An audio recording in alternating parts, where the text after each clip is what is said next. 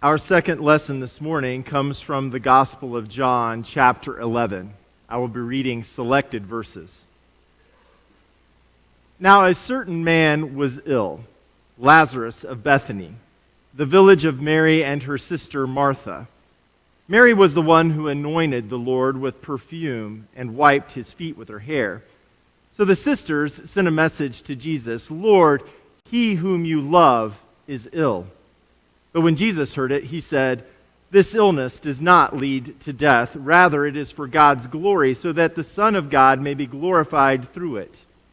Accordingly, though Jesus loved Martha and her sister and Lazarus, after having heard that Lazarus was ill, he stayed 2 days longer in the place where he was.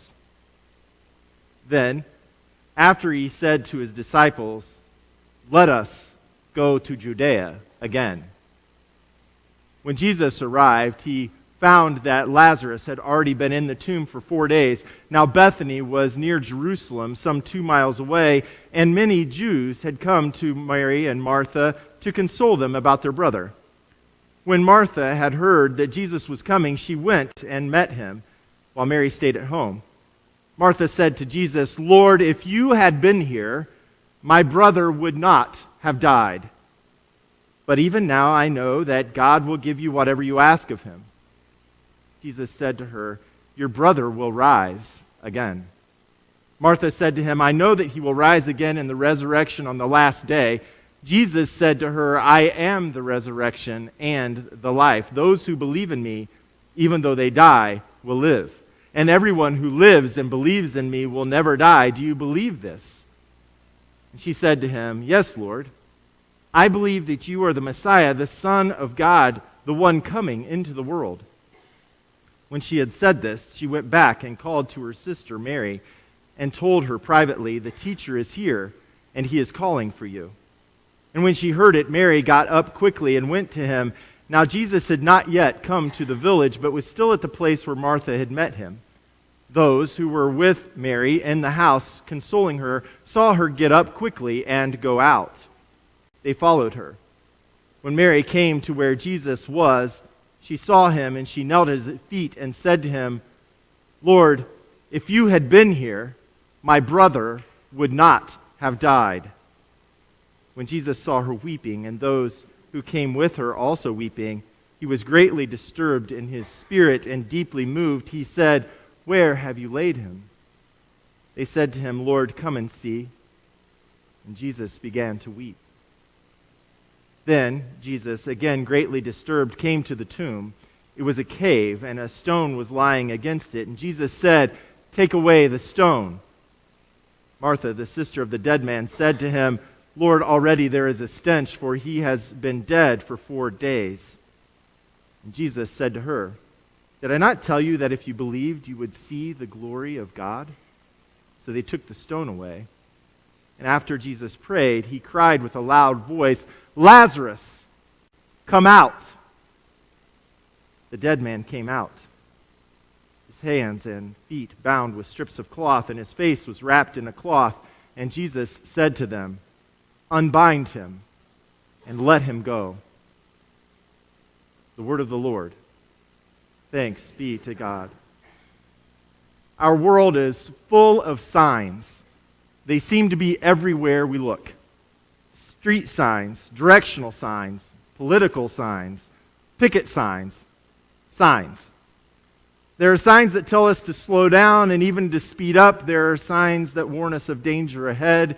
There are signs, billboards, trying to draw our attention to something someone deemed important and worthy of such a grand gesture. There are signs that appear as pithy bumper stickers, stating everything from personal worldviews, visualized whirled peas. Yeah, I said whirled peas.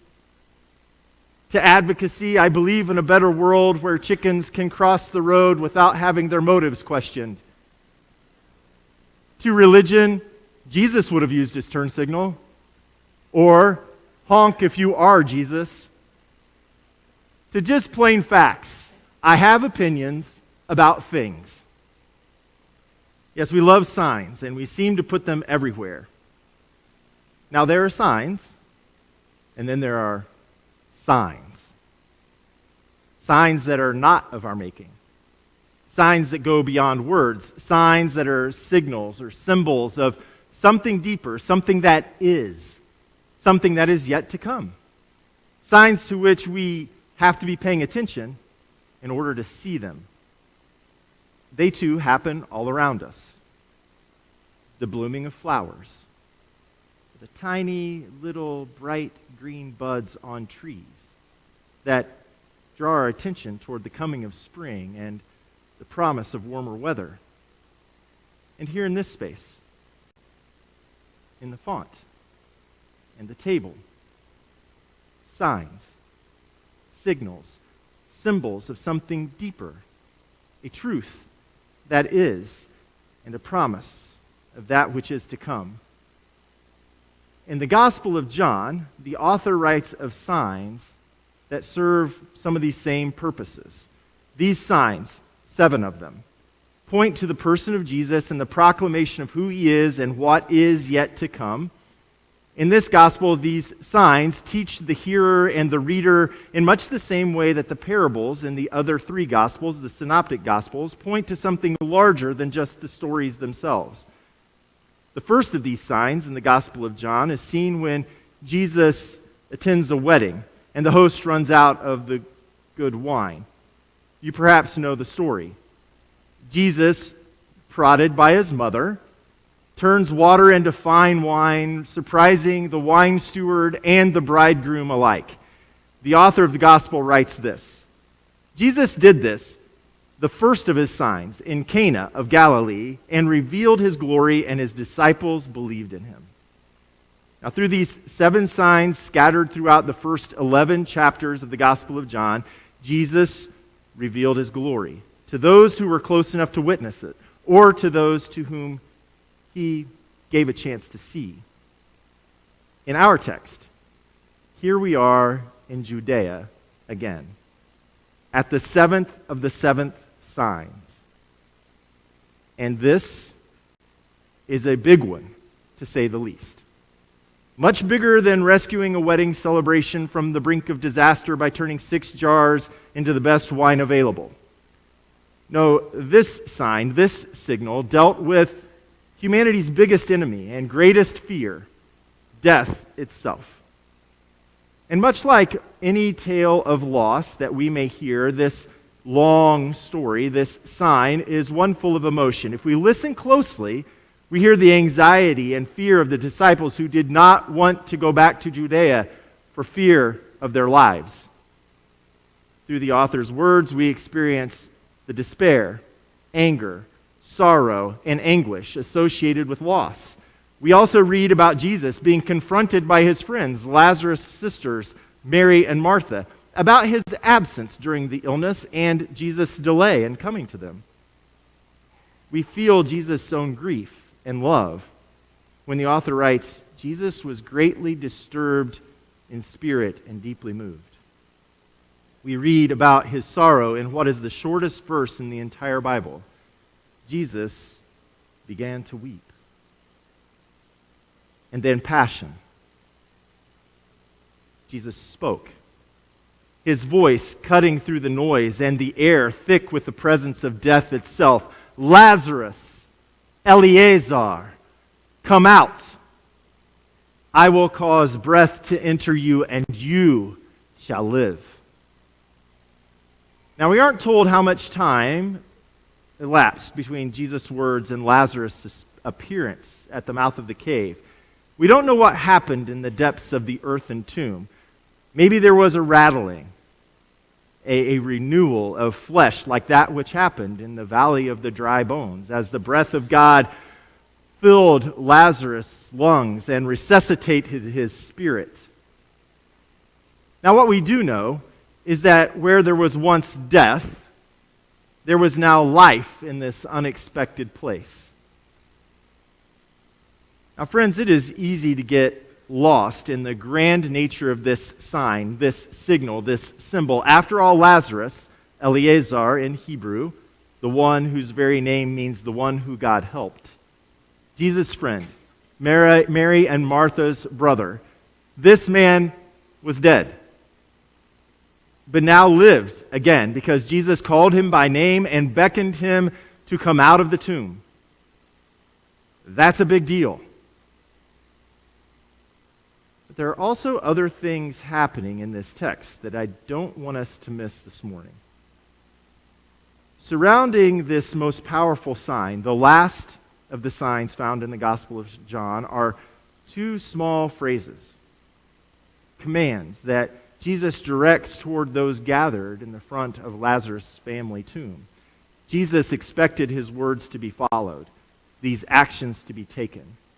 In fact, you could argue that if the actions weren't taken, the sign wouldn't have been complete.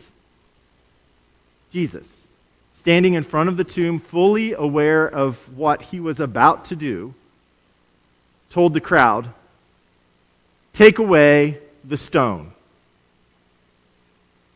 You see, there was a barrier between the life-giving presence of the Christ and the one who is to receive the Spirit breath of the divine, and those upon whom the responsibility rested to remove the obstacle was the community itself.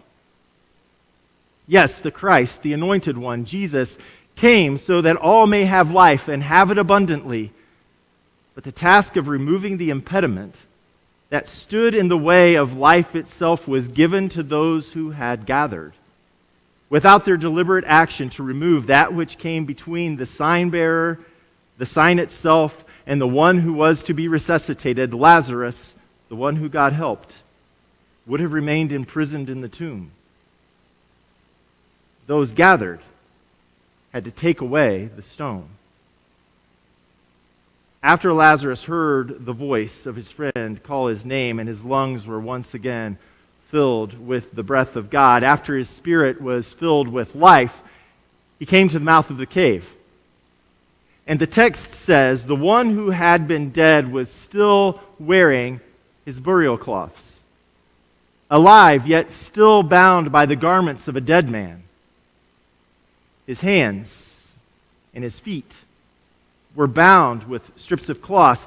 His face too was wrapped in a cloth. The crowd gathered now in astonishment at what had just happened, what they had just witnessed. To these mourners, Jesus gave yet another imperative: unbind him and let him go. You see, their task was not complete as a community. They were told by the life-giving one that they must now go and unbind the one who had been dead, the one who had been reminded of his name, the one who had just gotten up and walked out of his family tomb. For Jesus, for Lazarus, to be fully alive, to fully live, his friends, his family, and his neighbors must unbind him of that which he was covered with, that which was designed to hide his once dead body. And their unbinding was likely not complete when they took the garments of death off of him. For one can imagine that Lazarus' entire identity from that day forward could have been wrapped up, so to speak, in being the one who was resuscitated by Jesus. But that wasn't Lazarus' entire story. He had a life to live. And those around him had to unbind him so that he could indeed go on and fully live it. They had to unbind him and let him go. Friends, these are our tasks too. For you see, there are those around us who face systemic, structural, and societal barriers that are set up for the express purposes of keeping them away from the life abundant. There are those in our neighborhood, in our community, here in our midst, who are bound by the burial cloths designed to impede their living and to remind them of the status society wants them to bear. The Christ, the one who promised and gives life, even in the most unexpected places, even here where one would expect to only see death, calls out to us, the church, with the same imperatives he gave to the crowd that day. We are called to take away the stones and to unbind them. Let them go. This is the work that is before us as a congregation, as a people who have confessed with Martha, yes, Lord, we believe that you are the Messiah, the Son of God, the one coming into the world. This work is what it means to be a Matthew 25 congregation, a congregation devoted to dismantling structural racism, eradicating systemic poverty, and building congregational vitality. We as a people must be committed to identifying and removing the stones that hold people back, committed to discarding that which binds their spirits and their personhood. The Christ has called us to this work. It's hard work. It's long work. It's risky work. And it will take all of us to do it. But the children of God, the divine image bearers, those whose lungs and lives are filled with the spirit breath of God, are counting on us. This work is for the sake of our gay, lesbian, transgender, non-binary friends and family members, for our black and brown siblings, for our Jewish and Muslim neighbors, for those facing barriers of all kinds, for those who are bound. This work is for the sake of the entire beloved community of God. So yes, it's time. Let us take away the stones. Let us unbind them and let them go. To God be the glory. Amen.